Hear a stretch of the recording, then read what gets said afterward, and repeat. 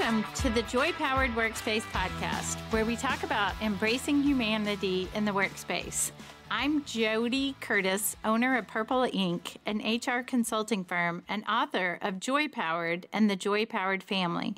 With me is my friend and co-host, Susan White, a national HR consultant. By the way, Susan and I are working together with some other members of our team on our third book called The Joy Powered Team. So more information coming out soon on that. In today's episode, we are going to talk about switching careers.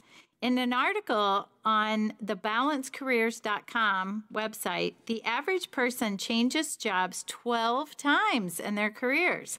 I have to say that was really surprising to me. Interestingly, we think of the younger generations changing more often, but per the Bureau of Labor Statistics, this 12 number applies to baby boomers.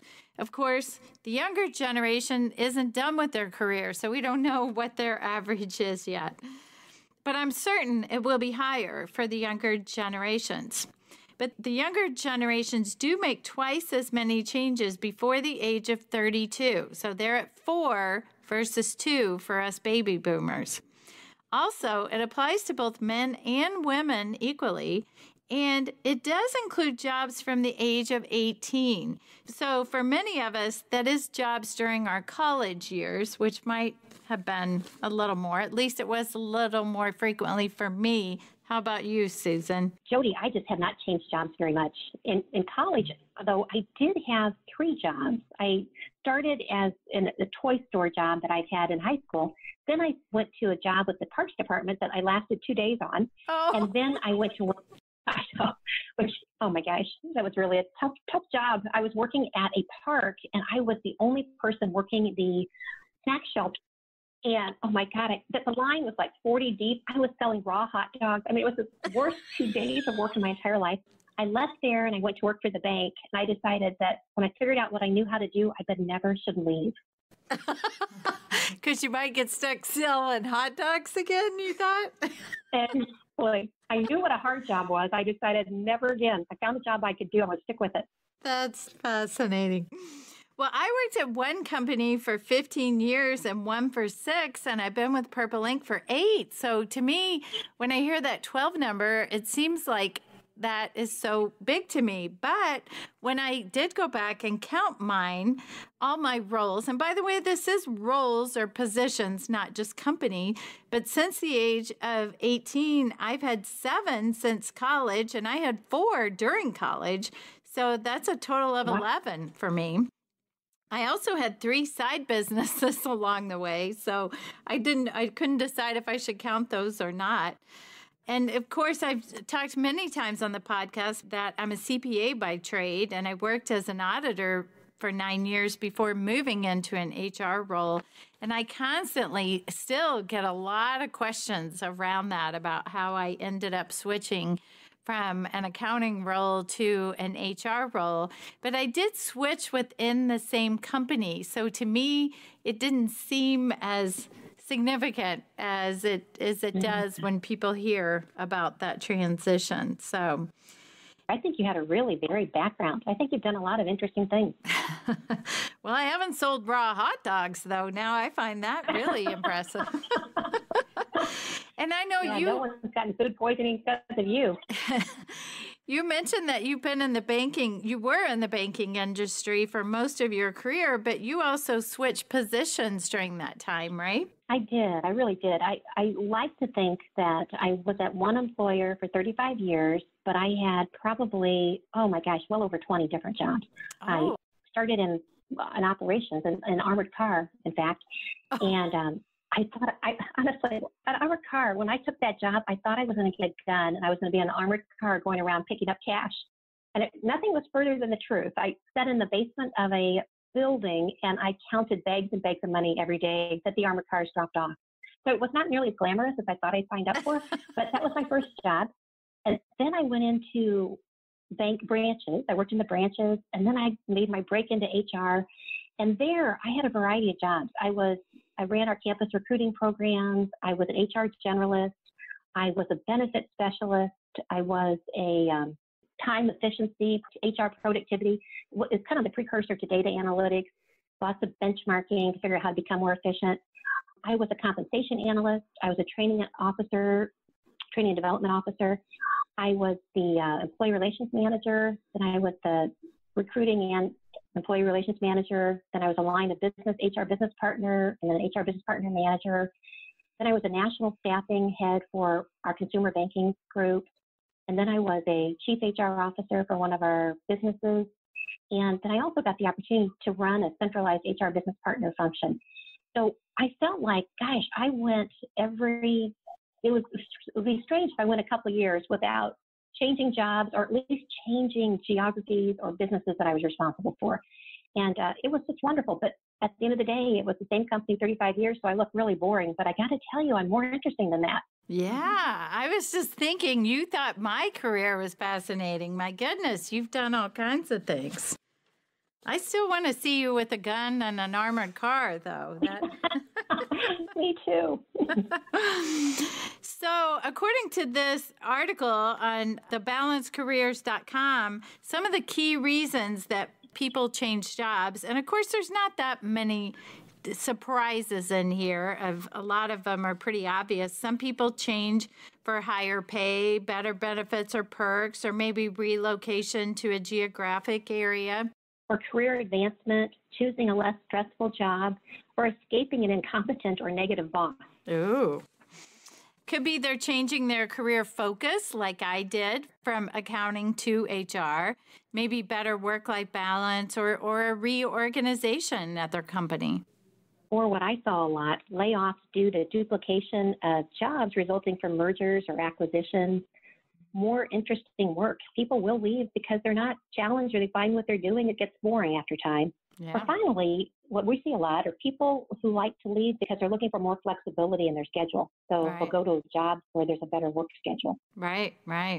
It could be skills and abilities didn't fit the job. Maybe with technology, they were sort of in a role that needed higher level skills, or maybe their skills were more advanced than what was needed for the role. A lack of recognition for accomplishments, or, which is happening more and more these days too, maybe their position was outsourced to an outside vendor. Sure. And companies moving to a new location, not only because of mergers or acquisitions, sometimes companies move because they can find the labor force cheaper somewhere else in the U.S., and it causes individuals to say, I want to stay here. I like where I live more than the work I do. Right. And then finally, they reported that sometimes people move jobs for better alignment just between their personal values and the organizational priorities. Yeah. So we have a subject matter expert with us today, Susan. I'd like to welcome Purple Inc.'s career coach, Peggy Hogan. Peggy is the manager of career coaching services and an HR consultant at Purple Inc. Peggy enjoys connecting the right person to the right place, whether she's career coaching, recruiting, or working on site with a client. She is motivated to help create positive workspaces by offering creative solutions to problems in the workspace, resulting in reduced turnover, higher employee engagement, and increased productivity. Peggy joined the Purple Inc. team in 2014 and has over 15 years of experience in HR. She's a University of Michigan graduate, a SHRM Senior Certified Professional. She's a member of the Society for Human Resource Management and the Indy SHRM chapter. Peggy is a certified professional resume writer, a member of the Professional Association of Resume Writers and Career Coaches, and a member of the Hamilton County Leadership Academy's 28th class. Thanks for joining us today, Peggy. And in full disclosure, Peggy is both a personal and professional friend of mine and Susan. Well, I'm excited to be here with you both today. Thank you for having me. I'm glad to have you. So, Peggy, Susan and I shared our story a little bit, so I want to ask you, how many positions have you had since the age of 18? Well, that's a great question. I actually felt very proud of the fact that I hadn't changed jobs a lot until I counted them. And again, I think it was the college years where sometimes I actually worked 2 jobs at the same time, or even when I had my first professional job, I sold shoes at night. Oh. So I came up with 15 jobs, positions. And really professional positions, I would say 3 companies with a couple promotions in between. So I feel pretty good about it. Yeah, well, I think we're right on that average, though, right? Mm-hmm. I agree. I can remember early in my career, we always looked to see how many jobs people had, and we'd say, oh, dear, there's a job hopper. We need to step away. Yeah. Honestly, I think today, as a person who looks at resumes, I want to see that people have moved around and gotten fresh ideas and assimilated onto new teams. So I don't think there's nearly that kind of phobia about somebody who's had 15, 18, 20 jobs. Right. I agree. So, Peggy, well, you're talking to lots of people about career coaching, and Susan, I know that you do as well. But how often do you see people wanting to make a true career shift? And is there a common time that happens? Yeah, I'm actually seeing that a lot. I would say in terms of a common time, mid-career is definitely a time that people, I think in their lives in general, they're kind of just reflecting on things in terms of whether they're doing things that are bringing them joy, whether their work has any meaning. Sometimes that can be initiated internally through your own reflection, and sometimes there's an external force that makes you look at, the type of career that you want to be in, such as maybe job loss. And that can happen due to a number of reasons that you guys mentioned earlier, too. I think that sometimes people are re-entering the workforce, perhaps a stay-at-home mom or a stay-at-home dad who's been home with the kids, and now they're deciding they want to either need to get back to earn some more money or they're ready to get back into the workforce, that it's the right time for them and their families. Mm-hmm. So those would be the common times I see. And Peggy, I see the same thing. I'm going to say probably about 20-25% of the time I'm working with a career coaching client, even if they're not married to the idea, I want to do something really different, they're open to doing something really different.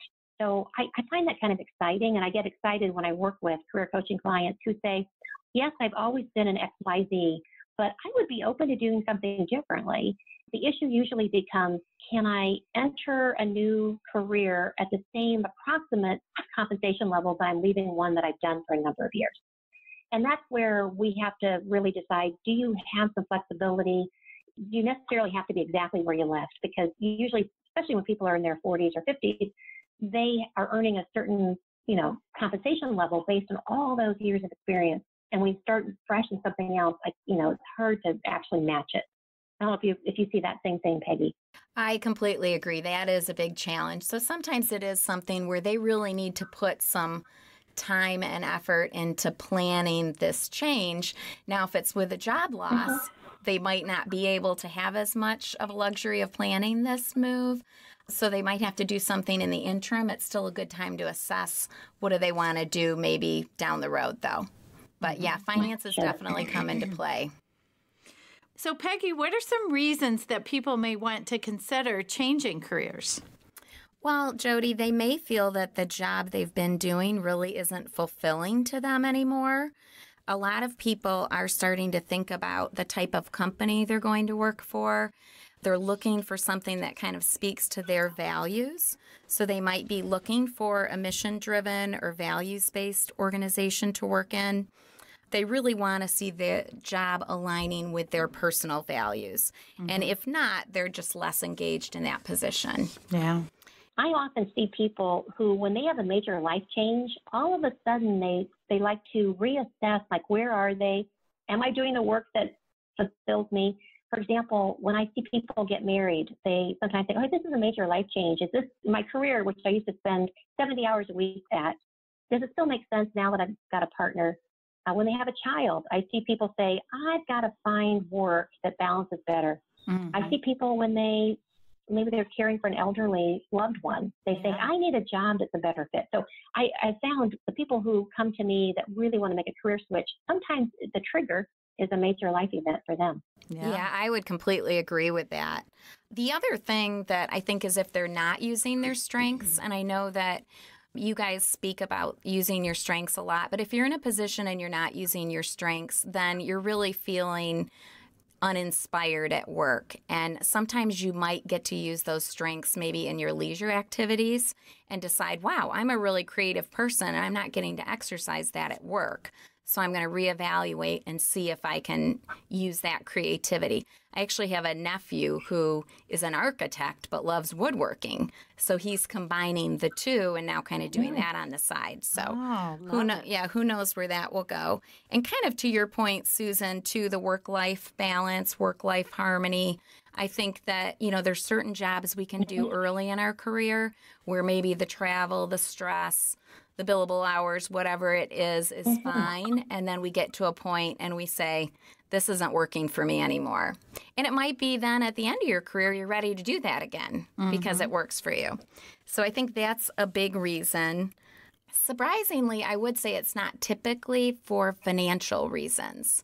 Occasionally, people feel that they're undervalued, underpaid. I'm seeing this a lot with teachers right now where, I've had people's spouses accost me at parties and say, you need to work with, my wife because she's making $43,000 a year and she works all day long and she's there at night. And then she gets yelled at by the parents and she has no more creativity in her role either. Yeah. So it's not necessarily financial reasons, but sometimes feeling valued in your role can be a big part. We need to worry about those teachers because they're going to be gone if we don't do something about it. Yeah. No, I have to agree.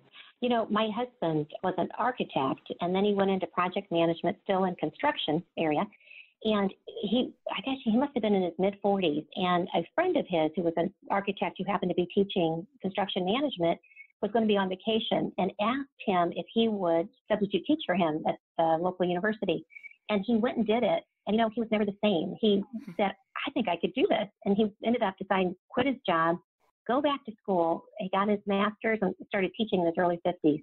And I always say, you are living the career change dream. And so whenever he's having a low day, I say, you are living the career change dream. Don't forget that. But I get it. I think you don't know what's going to spur someone, but for him, it just ignited something inside of him.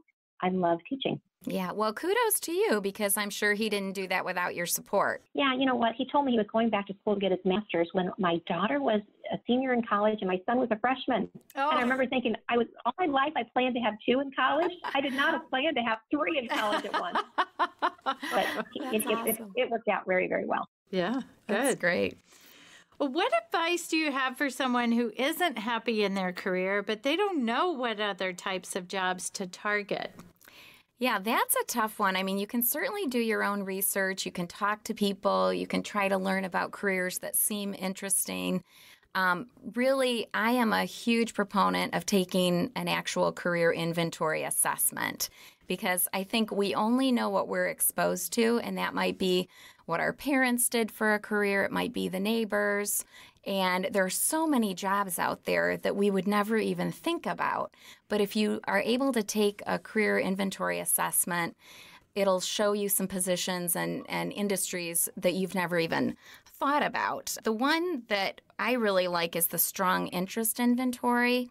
And that one really is the most well-investigated and universal interest inventory that kind of helps match people's interests with potential educational, career, and even leisure activities. So I think taking an assessment is a great first step. And you really do need to have someone interpret that assessment because it's not just as cut and dry as you're going to go do, job number 1 on that list. Mm-hmm. I think you're right. And I love the strong inventory as well because it's connected to onetonline.org.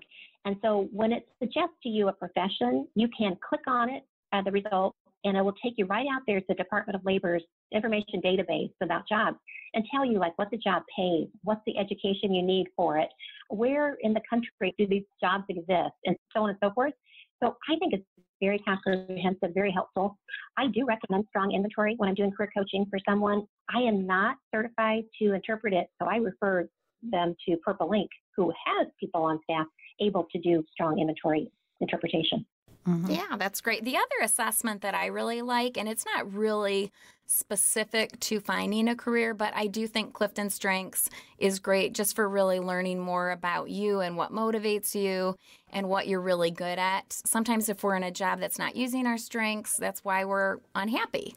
So again, it's not really linked to it, but it can help you in your job search, even if you're looking at a job posting or interviewing, to kind of assess, am I going to get to use my strengths every day in this job? Peggy, when I've mentioned strong to people before, the people who have been familiar with it have thought of it as a tool for high school and college students. But can you share with us a little bit more that it's available really at any point in your career, right? Definitely, most definitely. There are some counselors for college who will recommend, based on a person's responses, what type of college they want to go to for maybe some paths that they're interested in, or even the size of college. But beyond that, it will break down at all different levels, like Susan said. So, for example, it could say, Peggy, you would really be a great bartender, or which I would be, by the way, and I have been. That was one of my jobs in college. But it would also maybe say that I would be a good school counselor, or maybe a psychiatrist. So it kind of gives you everything at different levels, and then you can decide and do a little bit more research. Are they hiring school counselors? You can, to your point, Susan, look and do some of that research about, are these jobs even needed? Or do we have too many people who are already doing these positions? What do they pay? What parts of the country are more or less in need of these roles? And then what do I need to do to actually make that switch? So, no, all different levels, all ages. What I find fascinating, too, is for people not to take the positions too literally. For example, some of the skills that made you a great bartender, Peggy, also make you a good recruiter and a career coach, right? Excellent point. Yes, definitely. And that's really why you don't want to just do the assessment and not have someone who's certified reading it to you. What it does is it breaks it into different categories. So, for example, one category would be investigative, and one would be enterprising. So regardless of if you choose a career that's on that list, you're going to know you need to look for things in a position that are going to speak to that need that you have. So, Peggy, what are the steps someone should take to begin a career change transition? Well, ideally, I think if you're going to make a total career change, like you're a teacher and you're going to be a nurse, ideally you want to put the plans in motion early. So I still would say start with that assessment to really see if that's the career you want to pursue. You might want to begin taking classes for either if there's a new degree or a certification that you're going for. So ideally, the assessment first. Once you're ready to get on, start looking for positions, then you're going to need a resume, perhaps a LinkedIn profile if that's what's needed to make that change. I would say a career switch is trickier, so you can certainly do it on your own, but if you do have the ability to hire a career coach, they're going to help you navigate through some of the challenges, even in your messaging, as you talk to a new employer about why you're making this change and even what the skills are that you're bringing to them. For example, if you're a teacher, but you want to go into a business type position, you need to really look at, what are your computer skills? Have you ever led a team of teachers? We're going to try to translate those all into business skills. So I would definitely try to hire a career coach if at all possible. And then really the most important thing when you're making any job change too is networking. So you need to start talking about it with people who you trust. If it's a confidential search and you're concerned about your employer finding out, you need to be careful about that. But otherwise, networking is very important. And we have a podcast dedicated to networking. For those of you who hear that word and you just shrivel because you think, I don't want to do it, please listen to our Joy Power Networking episode. Yeah. And I think part of that networking for a new position, right? It doesn't mean, as we discussed on that networking podcast, it doesn't mean walking into a room of 100 people that you don't know.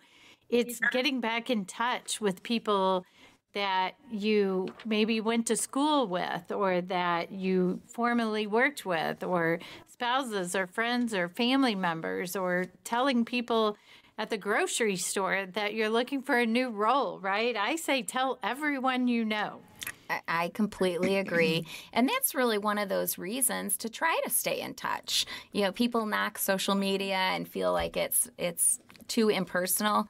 But really just to reach out every once in a while to a former colleague and say, hey, hello, I noticed you got a promotion. Even a like on somebody's promotion or work anniversary says to them, you care. You're not going to feel as awkward asking them perhaps for a recommendation or to even just sit down and have a cup of coffee if you've at least done those little nudges from time to time.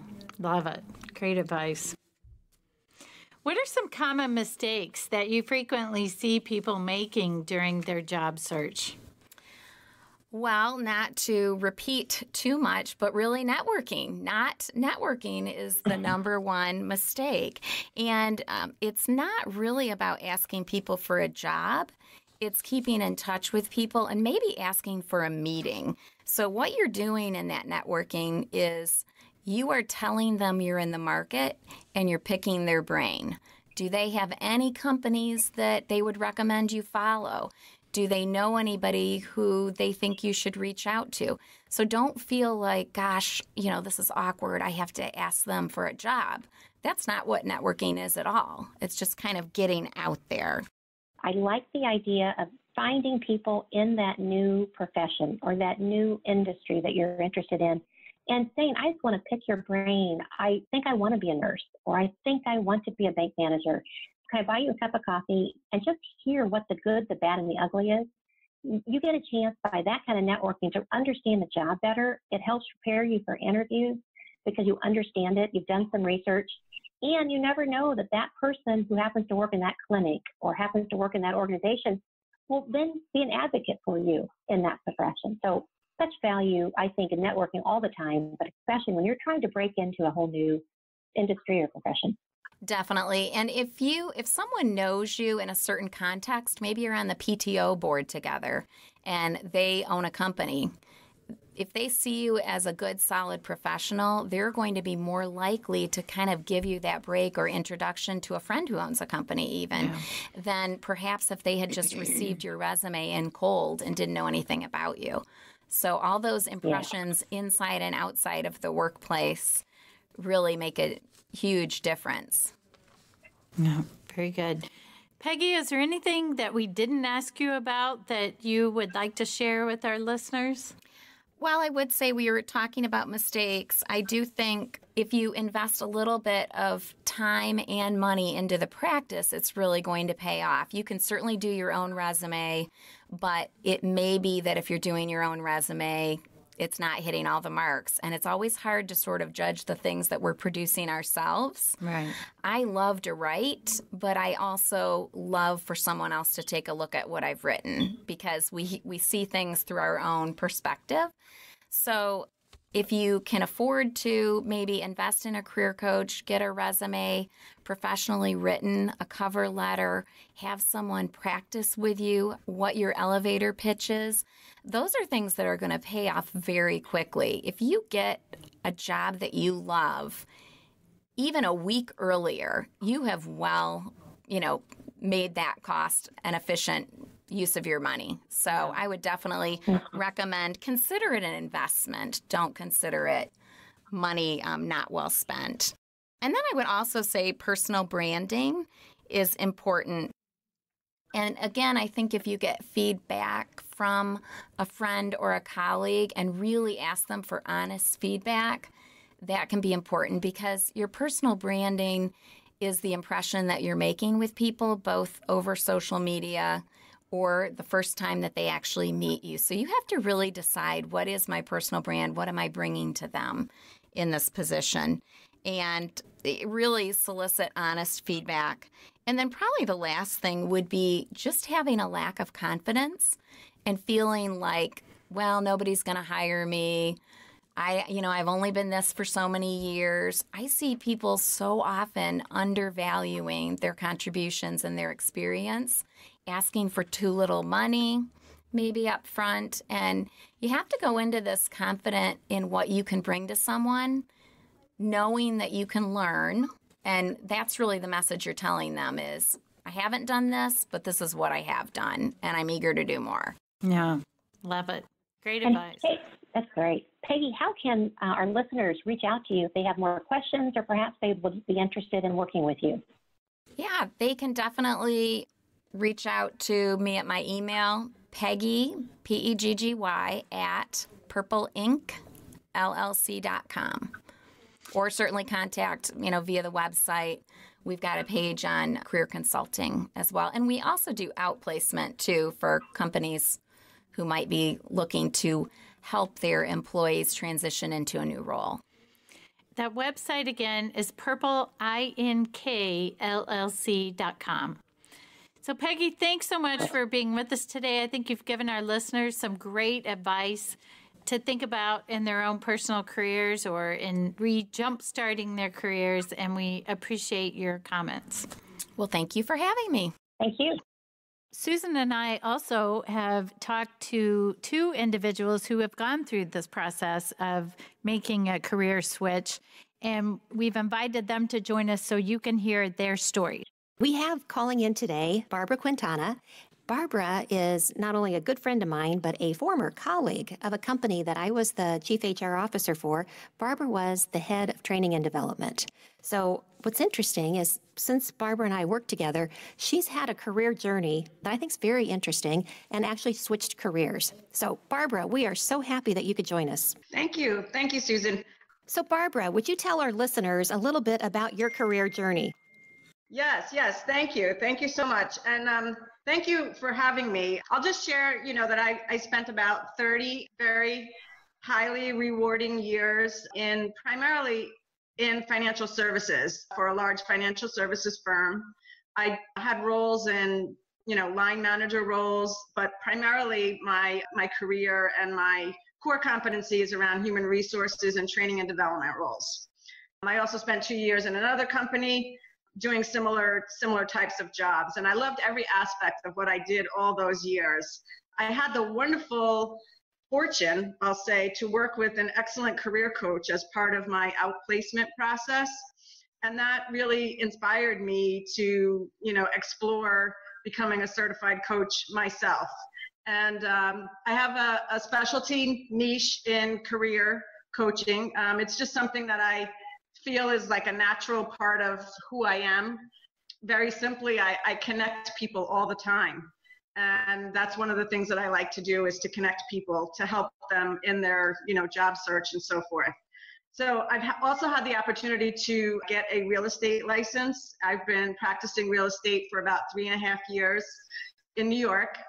And I'm also in the process of obtaining a license here in Arizona, which is where I am right now, because we'll be spending a few months each year here as a snowbird for now. That's fascinating. So when you went, it sounds like the outplacement that you had with your company is sort of what got you started, at least about the coaching. Did you even anticipate going through that process that you were thinking about doing something different? Or were you thinking you'd move on to another company in the same field of learning and development and HR? Yeah, I wasn't really sure, how things were going to evolve. And as I, worked with my outplacement coach for nearly a year, my life just transformed. And I, just loved every engagement that we had together. And I learned so much about myself and about what I wanted to do going forward, because you have all these possibilities in front of you.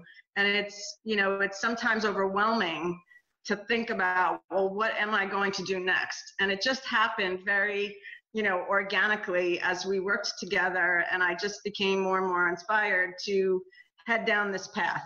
I love it. And then what about the real estate part? How did you get involved in real estate?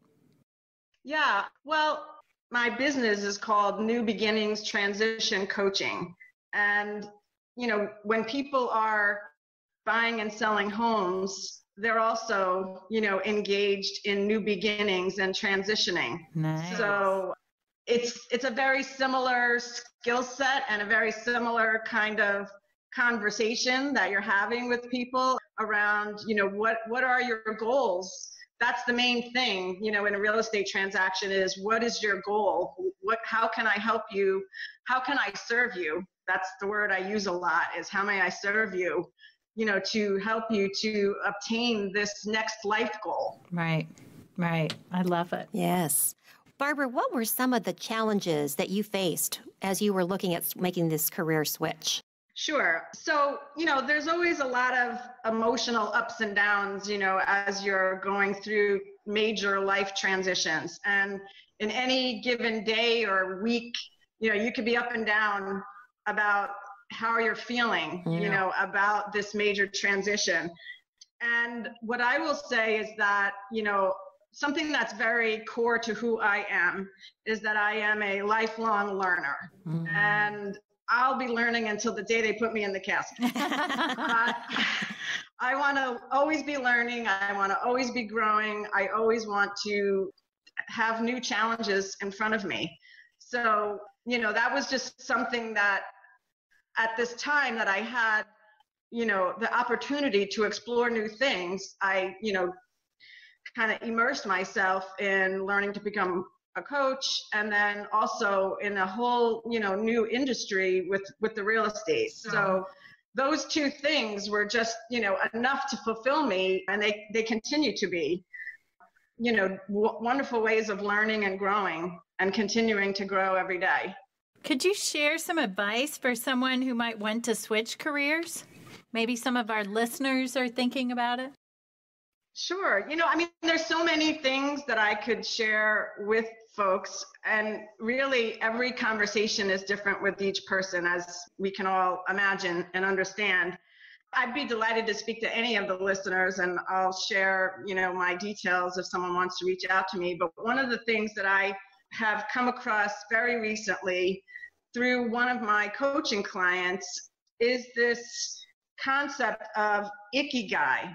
And it is a book that I was introduced to, and a whole methodology around the Japanese secret to a long and happy life. I am really immersing myself in this to bring this to my coaching clients.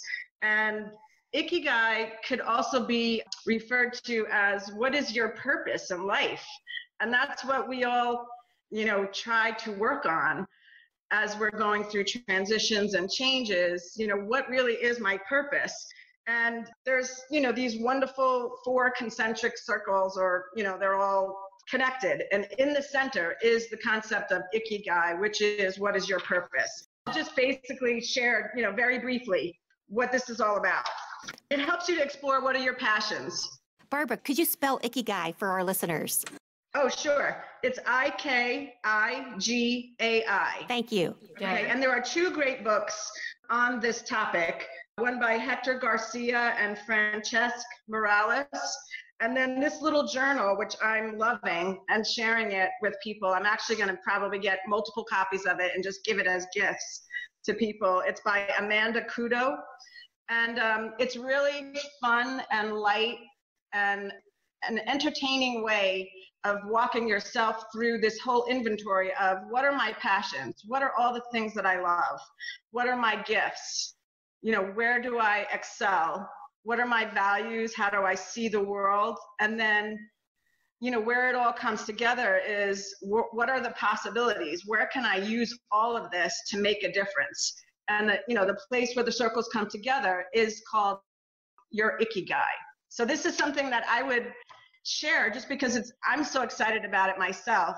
And I'm working through the journal myself, and I'm sharing it, with coaching clients as well as other friends of mine that are going through major transitions. Like, I have one great friend who just retired from teaching, and she had, a wonderful teaching career for 30 years. And now she's trying to figure out how do I channel all of these different passions and my energy into new and exciting things. So that's what I'll share. That's wonderful. Well, good. Well, if people do want to get a hold of you, Barbara, how can they reach you? Sure. I mean, the easiest way is I'll just share my cell phone, which is 631-561-5895. I have it attached to my hip all the time because with real estate, you always kind of have to be on call. Yes. And my email is just barbara.a.quintana@gmail.com. So I look forward to, chatting with anyone. That's great. Well, thank you so very much for joining us and sharing your career transition journey. Really appreciate it. Thanks, Thank Barb. you. Well, listeners, we'd like to introduce Molly Tucolvi. Molly is a strategic partner executive at Springbuck here in Indianapolis, and we are happy to welcome Molly to our show. Molly made a transition from the nonprofit world to the for-profit world.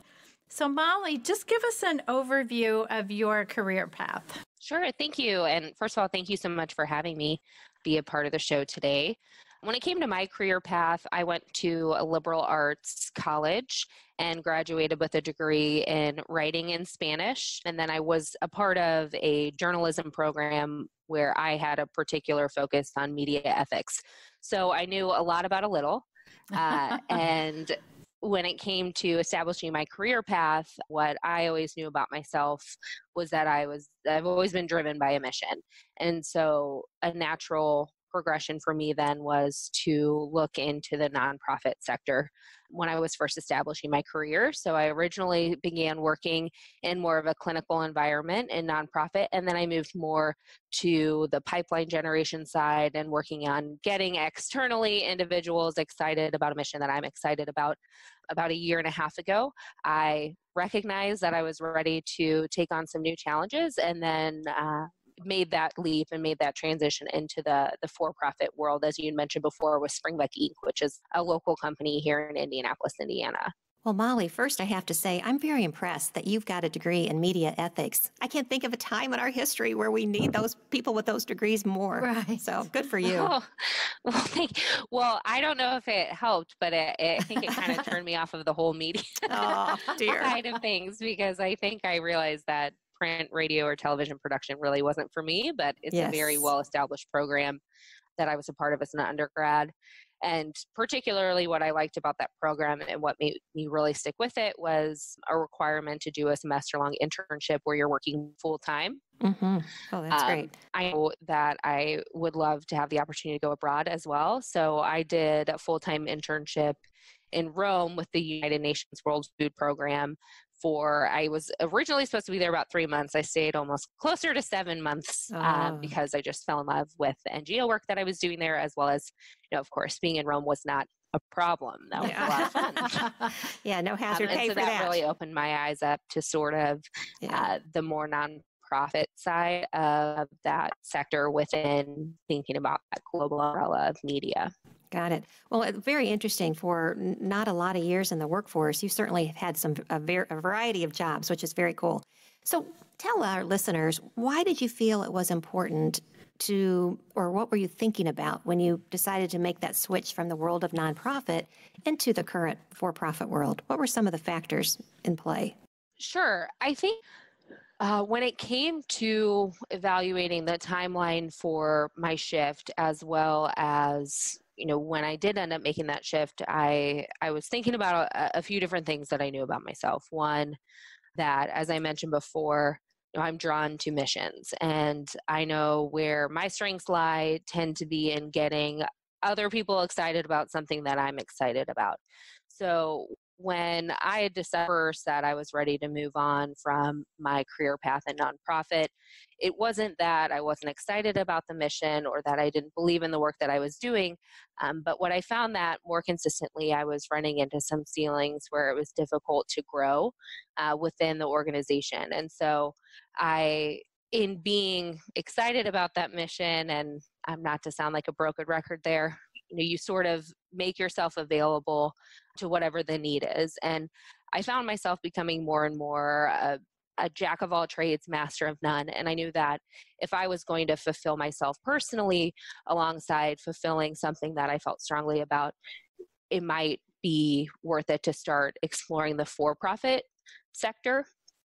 I think when I was determining where I could position myself well then in making that leap, not just looking for something that I was interested in, but making sure I'd be able to sell myself appropriately as a contributor to a new company. The startup side, really, I was drawn to the startup mentality because I think there's a lot of alignment with nonprofit. It's an all hands on deck, no job too small. We got to do what we got to do to get it done. And then I also knew that when I was starting to look for a new career that I would have to find something that I could really feel passionate about. And that's where Springbuck really spoke to me in being a very mission-driven company, which is to prevent disease with data. So I knew I could get excited about that. And I knew I could also use my strengths and what I had learned as a contributor in the nonprofit sector to really translate well over into that for-profit realm as well. Nice.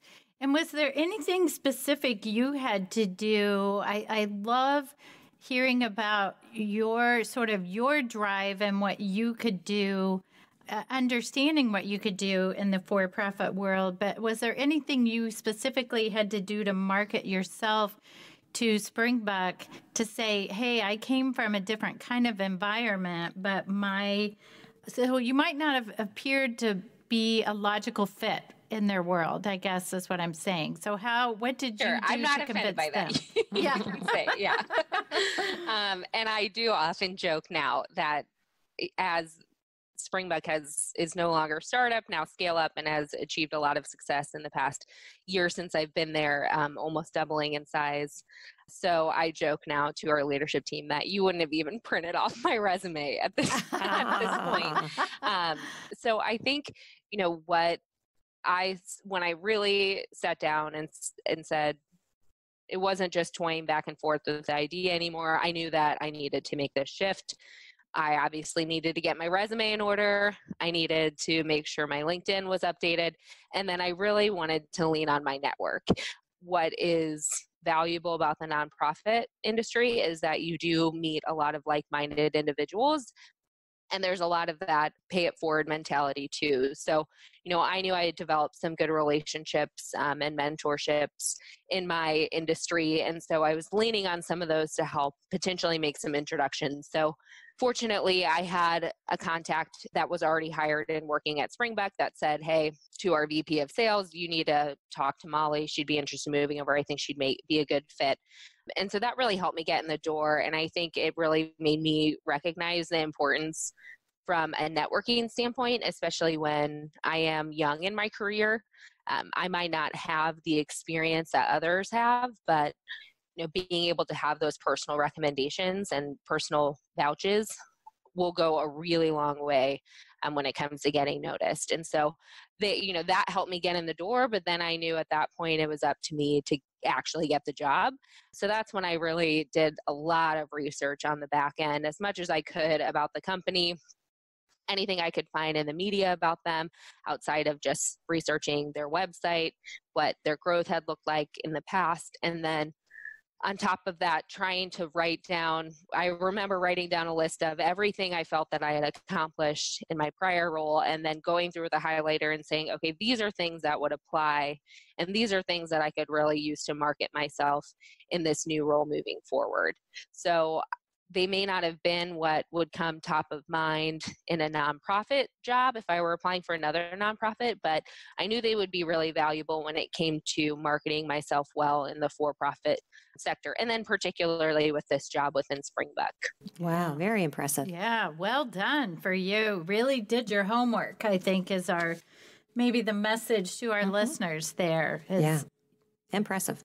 Molly, how long did it actually take you from the time you said, I need to do something different, to when you actually landed that job? And I'm guessing there probably were some low points and some high points. How did you keep yourself motivated during the low points? Well, I think, to be completely honest, I made up a lot of reasons why I shouldn't do this in the beginning. And there were a lot of excuses. And I think because I felt not just from a job standpoint connected to what I was doing, but there's an emotional investment there as well. I knew people were relying on me. It's not as if we had an excess of personnel. So when I was sort of trying to talk myself in and out of it in a couple of different ways, I knew that there was going to be from a timeline perspective, a point where I could achieve what I wanted to achieve and really set up the organization for success for anyone who would come in to replace it. Not that I'm not calling myself irreplaceable in any means, but just when it comes to nonprofit in particular, you really have your own niche. And I just wanted to make sure that I was setting us up for success if I were to transition out. And so, I was working backwards from that timeline and really set some serious deadlines for myself. I can sometimes be a procrastinator, so it helps to tell people what your deadlines are because I made other people hold me accountable to those deadlines because it was really easy for me to talk myself in and out of actually sitting down and doing that homework. But I applied sort of here and there, and initially, you're right, it is a little frustrating because I wasn't getting a lot of response. If I'm being honest, I think a part of it was me not putting my best foot forward either, though, and kind of looking for a reason to not do that scary thing of changing a career path. But then I really started tapping into my network, having lunches with individuals, and Sarah Norris is her name, the individual who, I'd really always admired her and her career path, and our paths had crossed professionally a lot, in the few years that I had been working since college. And so hearing her say that she would vouch for me and she wanted to introduce me, she said, "You can do this. I know you can do this. And I want you to do this." That certainly gave me the motivation I needed. And then going into that meeting, I knew, it's not just about Molly and whether or not I can get this job, but, if I have other people sticking their necks out for me, I owe it to them as well to put my best foot forward. And so that was certainly the confidence that I think I needed to move forward. And then it definitely helped when I was making that final decision to move forward with Springbuck. Nice. Well, I think you've already given our listeners lots to think about and some great steps. But anything else that you would recommend that our listeners do if they're considering making a career switch? I think an area that I had to work on personally when I was doing it is not being afraid to assert myself and to acknowledge successes that I'd had. Not because I wasn't proud of them personally, but just because it maybe isn't necessarily in my nature to want to get credit for every single thing I've done. So it was learning how to advocate for myself, but doing so in a way where I felt like I was approaching it with humility. So that was a big learning curve for me. And I think that was what I carried with me when I first started because, I went into that role knowing a whole lot of nothing when it came to how I could achieve success. And so when I initially started, I was thinking to myself, the first day I'm in over my head. This is also overwhelming. I can't believe I went from this comfortable job to somewhere where now I just feel like I'm an outsider. So I made another list when I got home. I think it was my first or second day. And it was, these are the things I know I'm good at. I know I'm good at learning. I know I'm good at listening. I know I'm good at homework. And I can apply those areas that I feel confident in to my learning in the beginning. So, approaching it where it was, my goal right now, my role isn't to be perfect at this job in the first 2 months. It's to position myself as someone who can learn well, listen well, and start contributing in smaller ways. So I found that to really help me not just position myself externally as someone, within the company, they started to rely on me for certain areas, but also it gave myself some little victories along the way where I think I would have been frustrated otherwise to think like, I can't do this. There's a big learning curve here, but allowing myself some of those little victories along the way, I think, gave me some of the confidence that I needed to keep moving forward. And and it was a very successful first year at Springbuck, and I think I've really found a great career path for myself. Oh, that's great. I was going to ask you how long you've been there, but it sounds like you've been there over a year. I have, and you are not. I'm basically a veteran at this point. You're not new for long when it comes to. Yeah, I had about a 2-week grace period before they were like, "All right, sink or swim." That's great. So I thrive on that though. So that was definitely exciting for me. And I recently, in 2019, I was promoted to a new role, that strategic partner executive that you had mentioned. So, I feel really confident in my abilities. And I think it really goes to show that creating a good network is important. Your resume isn't always going to tell your whole story. So make sure that you're talking to individuals, you're positioning yourself well, you're doing your homework so you know the right points to hit on. And it'll fall into place. Congratulations to you. Yeah. Really pleased for you. Great message, Molly. And I think you can add one more thing now to your list of things you do well, and that is being a podcast guest. Yay. Oh, thank you. Well, it's nice that I didn't have to worry about, I could be in my PJs right now for all you know. Yeah, and we are. Podcasts are great. Yeah. Well, thanks so much for joining us, Molly. Thanks for being our guest. All right. So, Sure, my pleasure. Thank you for having me. Yeah, much right. continued success. Bye-bye. yeah, thank you. So Jody, it's time for our listener question. And this one is from Shakira in Fishers, Indiana. What is your advice on how to deal with a negative coworker? Yeah, nobody wants to deal with the negative coworker, right? I think no matter what your role, my thought is always to give that feed forward information to them, right? What information do you have that could help someone be better going forward?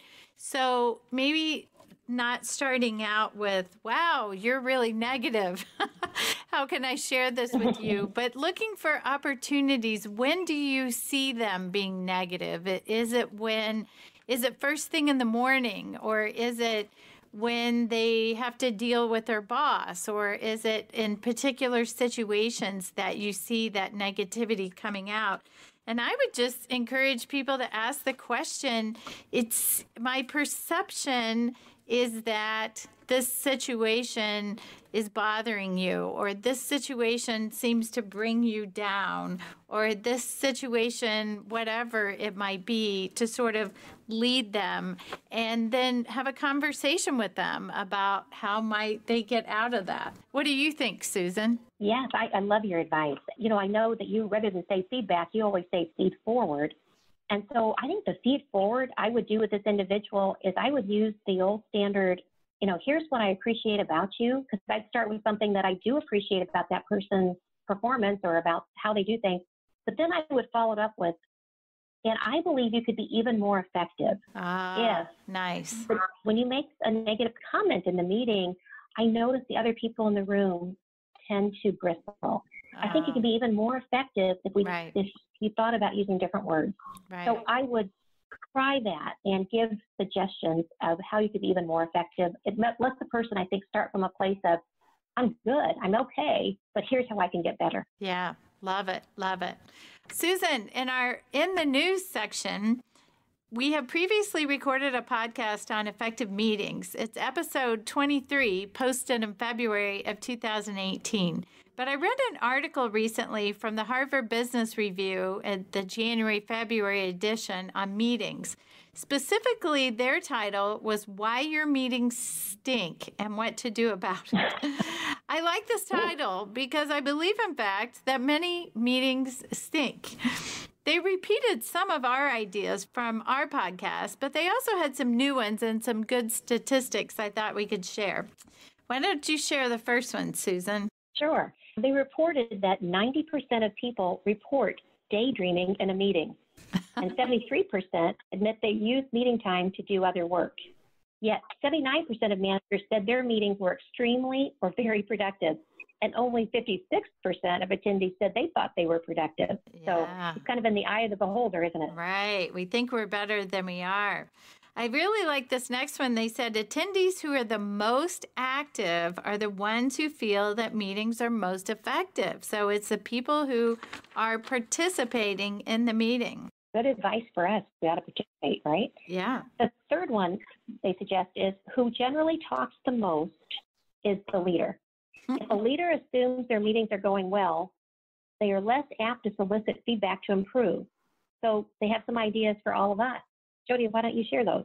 Yeah, so the first one was to assess your own meetings. Were the attendees participative? Were they distracted? Who did most of the talking? Did you stay on task or follow up with the attendees for their input? That goes back to that percentage that says 79% of managers think their meetings are effective, but are we really assessing who else was participating? They also suggest prepare, and I would say prepare and prepare again. Many times I believe when I'm doing a presentation, I spend lots of times preparing. Yet when I'm leading a meeting, I don't always take the time to prepare as much. And also, I like this one. Since many view meetings as interruptions, thank the people for coming to the meeting and start with a statement on why they are there, why you have invited them to the meeting, and try to engage them in the meeting. And then reassess again the time after that. Makes sense.